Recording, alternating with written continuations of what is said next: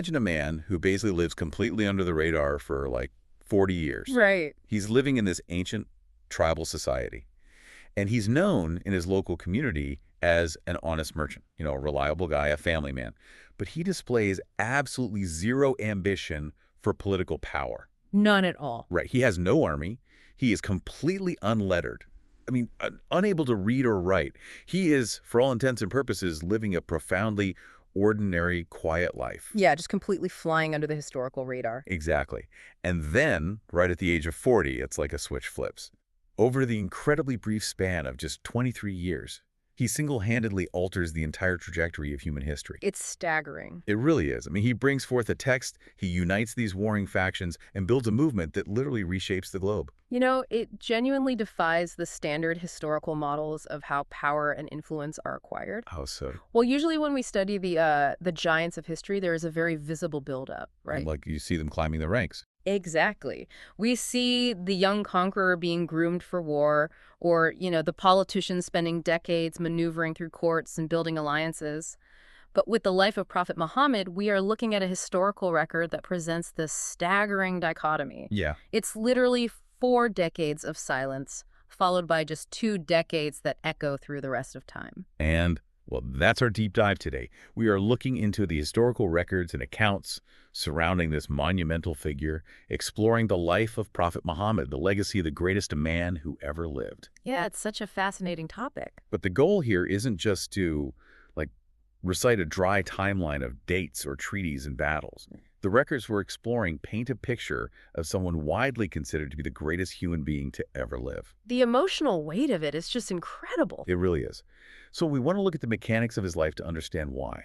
We want to try and grasp that historical awe, the sheer sentiment that explains why, centuries later, he remains the most deeply beloved human being on the planet.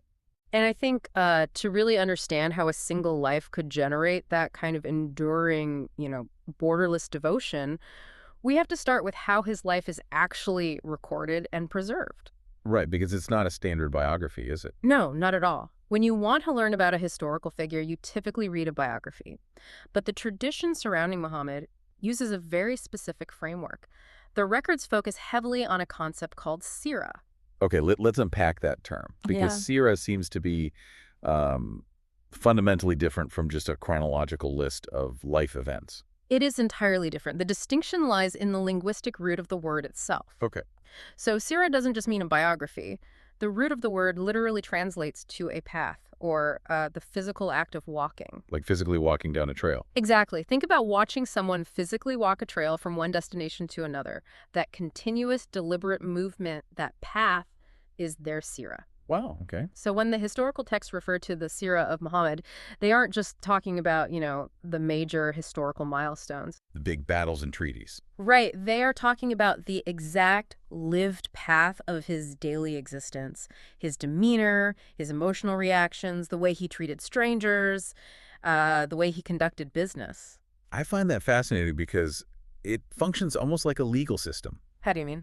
Well, if the religious texts, like the divine instructions, are the Constitution, right, then the seerah acts like the Supreme Court rulings. Oh, that's a great analogy. It's the case law. Yeah. It shows you how those broad, sweeping constitutional principles actually survive the stress test of messy, real-world scenarios. Yes, absolutely. But let me play devil's advocate here for a second for you listening. If a divine text is supposed to be perfect and comprehensive, why is the minute, literal path of one man's daily life so critical to study? Right. Doesn't relying on a human to model the text imply that the text itself wasn't clear enough? See, that is the exact philosophical tension that the seerah resolves. Verbal directives, no matter how profound or divine they are inherently abstract. Because language has limitations? Exactly. Language has limitations. If you hand a community a static rulebook about morality, justice, devotion, whatever, human beings are going to interpret it through the lens of their own biases. Oh, for sure. Their own cultural baggage. Their own cultural baggage and their own extremes. Human life is incredibly nuanced. So the seerah isn't there because the text is flawed. The seerah is there because human understanding is flawed. That makes a lot of sense. Right. The lived path of the prophet translates those abstract divine instructions into a practical, breathing reality. It basically creates a boundary against extremism and misunderstanding. Yeah, and there's an incredibly vivid story in the accounts that perfectly illustrates this. It's actually quite funny, but it shows exactly why human beings need that live-action Oh, they're demonstration. a fasting Yes. store. So there was this early follower who was trying to follow a specific verse about fasting. The text gave a directive for when to begin the daily fast, saying something to the effect of, you can eat and drink at night until the white string is distinguished from the black string. Which, you have to understand, in the context of the region's poetic language, was a very common reference to the time of dawn. Right, right. But this follower takes it completely literally. He really does. He physically acquires a white string and a black string, and he puts them under his pillow. It's so It earnest. is. And all night long, he keeps reaching under his pillow, pulling the strings out and staring at them. But because he's in his room and it's pitch black, he obviously can't see the difference in color. Yeah, of course not. So he just keeps eating his food, assuming dawn hasn't arrived yet. It's a brilliant example of, like, human earnestness colliding with literalism. I mean, he is trying with every fiber of his being to adhere to the rule perfectly. He goes to the prophet the next morning and explains his whole nighttime routine with the yarn. And what stands out to me is the reaction. Right, because he doesn't get mad. Exactly. The prophet doesn't berate him for being foolish.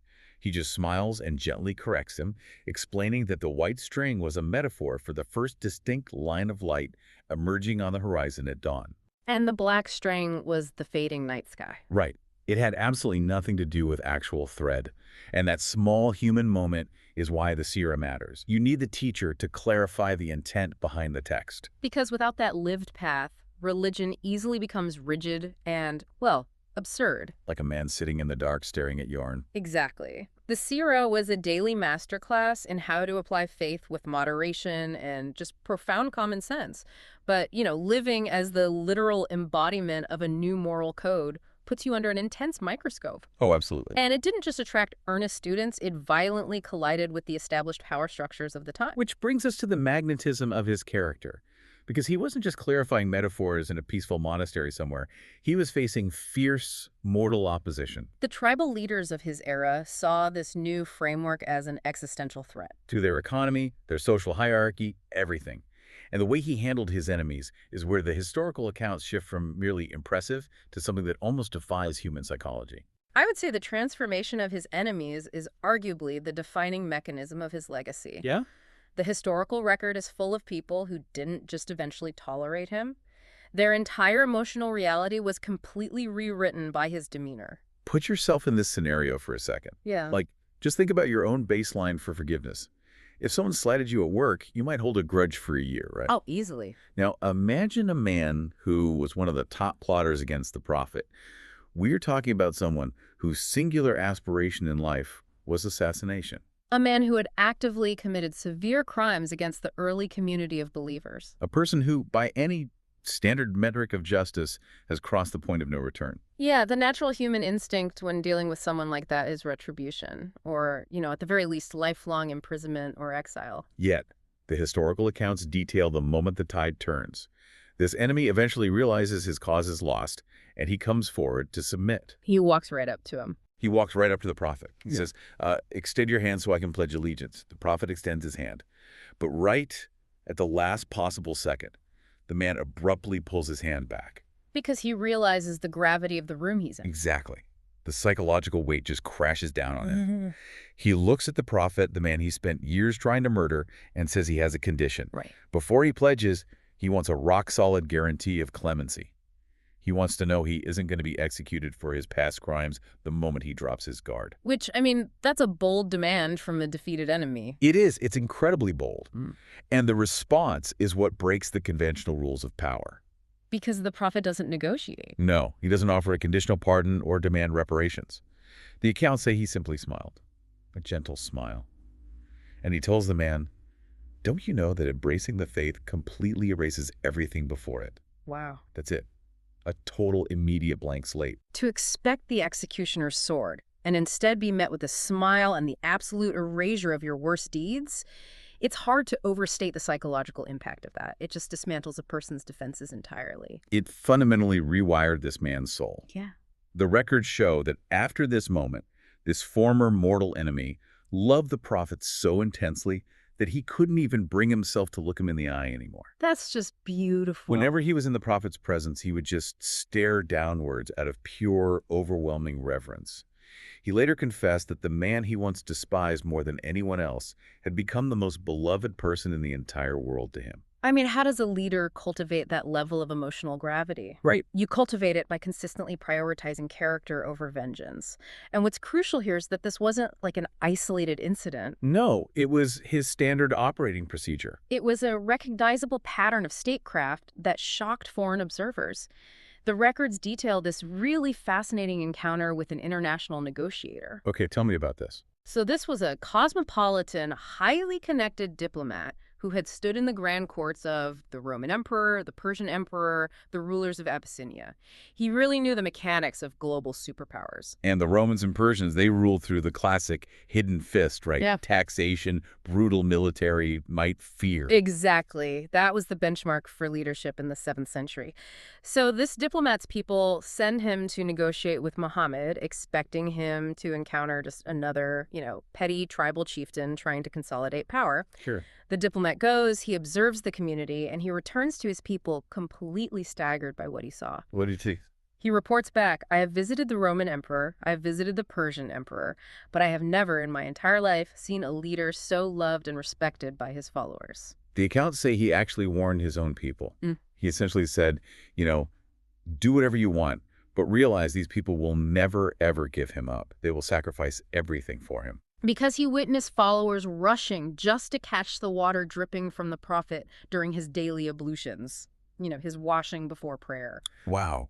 Just catching the water. They revered him that deeply. The diplomat realized that this wasn't an empire held together by the threat of violence. It was a community bound together by an irresistible magnetic character. Which is a vastly more durable foundation for a society than fear. Without a doubt. That durability is fascinating when we look at the ancient world. Mm-hmm. But what I find even more compelling is how this historical weight bridges the centuries and operates today. Right, because it's not just history. Exactly.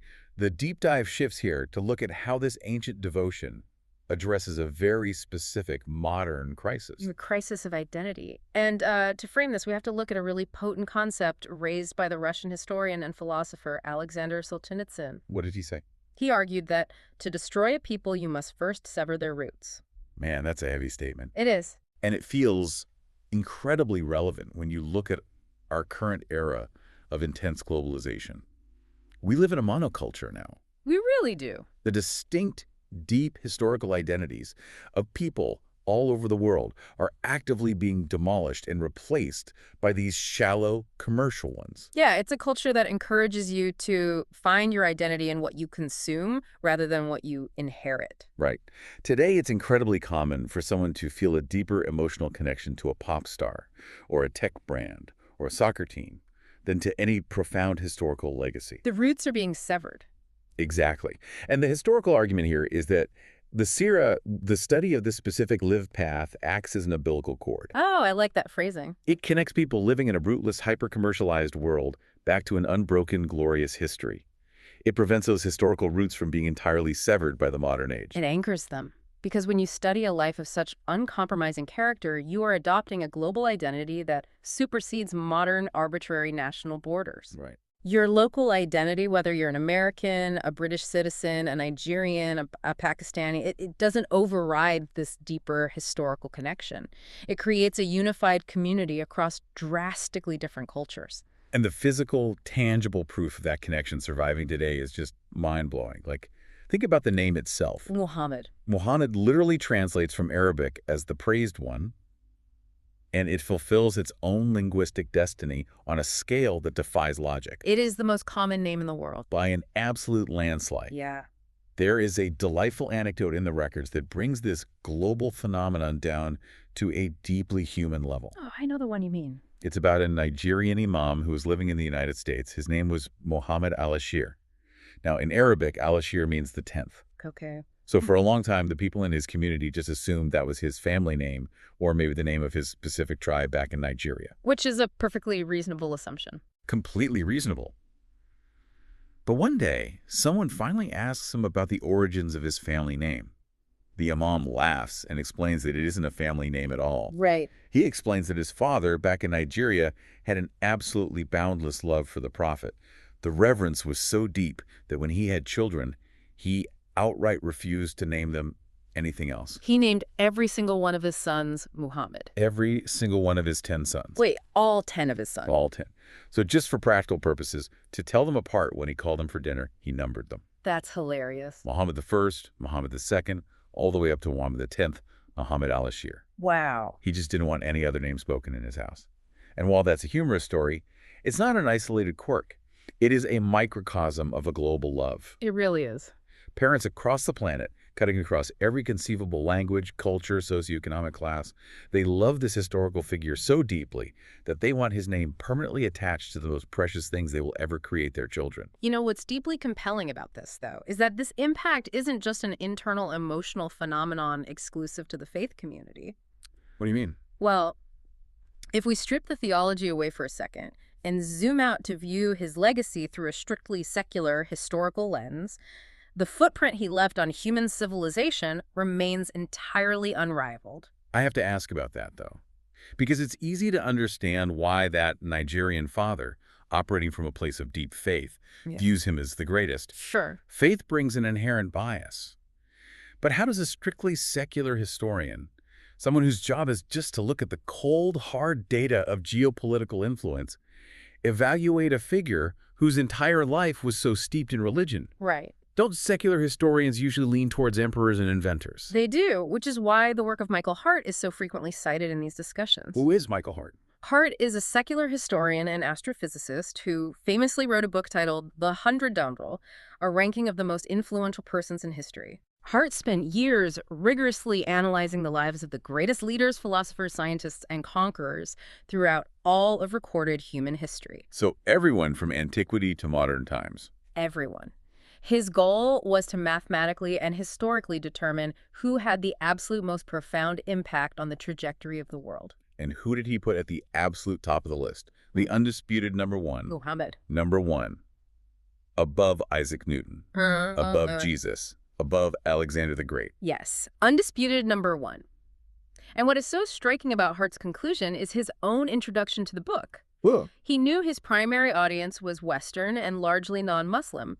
He actually felt the need to preemptively address his readers because he knew they would be shocked by his choice. Oh, wow. He essentially writes, I know this might surprise you and you might disagree with my ranking, but I am entirely compelled by the historical facts. He practically had to apologize for it. Like, listen, guys, my hands are tied by the data. But what was the actual mechanism of that choice?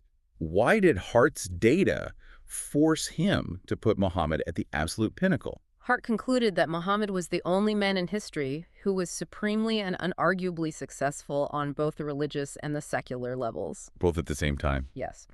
History usually gives us specialists. Yeah. We have brilliant spiritual guides and philosophers who leave behind profound moral teachings, but they don't build political structures or nations. Right. Or, on the flip side, we have brilliant political conquerors who build massive empires, but they leave behind no lasting moral, spiritual, or ethical legacy. Muhammad is the unparalleled historical combination of both. The breakdown of that dual success is just fascinating. Historians point out that if you were to completely dissect his life and isolate just one single aspect of his leadership. Yeah, let's look at that. Let's say you only look at his military strategy and leadership. Just taking that one piece, defending a fledgling community against massive empires, he would still be ranked among the greatest in history. Without a doubt. And if you strip the military aspect away entirely and only analyze his political mechanics. Exactly. If you look at his ability to take warring, blood-feud tribes in Arabia, people who had been killing each other for generations over minor insults, and redefine their entire concept of loyalty. It's unbelievable. He shifted their loyalty from bloodlines to an ideological community, forging a cohesive nation-state out of the desert. Just for that, he ranks at the very top. And if you look strictly at his role as a spiritual guide, a champion of orphan rights, a social reformer elevating the status of women in a society that literally previously buried newborn girls. It's hard to even comprehend the shift. He is at the pinnacle. He is, as the historical texts refer to him, Al-Mustafa, the chosen one. The chosen one. Because whichever benchmark you use for greatness, whichever analytical lens you apply, he remains the greatest. It is impossible for a secular historian to explain his achievements, a man who was entirely unlettered, leading a massive revolution encompassing law, theology, military strategy, and profound personal morality, all within a narrow 23-year window without recognizing it as a singular, unprecedented phenomenon in the human record. It really forces you to take a step back and just absorb the scale of it. We started this deep dive talking about 40 years of silence, Right. an illiterate man living a normal, unassuming life in the desert. And the historical accounts take us on this unbelievable journey where that quiet man becomes a paradigm of perfect character. A total transformation. A leader whose mere presence, whose gentle smile could turn hardened assassins into devoted friends. A historical giant who stands entirely alone at the absolute apex of human influence, surviving the scrutiny of both devoted followers and secular historians. I mean, the most vital takeaway is that this influence isn't relegated to ancient history books. Right, it's alive. It is an active, pulsing reality today. And there is a specific detail from the accounts that I think serves as the perfect, provocative thought to leave you with. What's that? When you consider the global spread of his followers today, they live across literally every single time zone on the planet, Okay. which means the daily practices never actually stop. Wait, like the call to prayer? Precisely. Because of how the Islamic call to prayer is tied to the movement of the sun, and because his followers span the entire globe, his name is spoken and praised in the call to prayer every single minute of every single day. That is incredible. As the sun moves, the call to prayer moves with it. Around the clock, without a single second of interruption, somewhere on earth, someone is praising his name. Wow. Think about that as you go about your day. We talked at the beginning about a man with no political ambition living in an ancient, harsh environment. And yet, you have to ask yourself, what does it take for a single human life lived centuries ago to echo so continuously, so intimately, and so powerfully across the entire planet every single minute of the day? It is a legacy that, quite literally, never sleeps.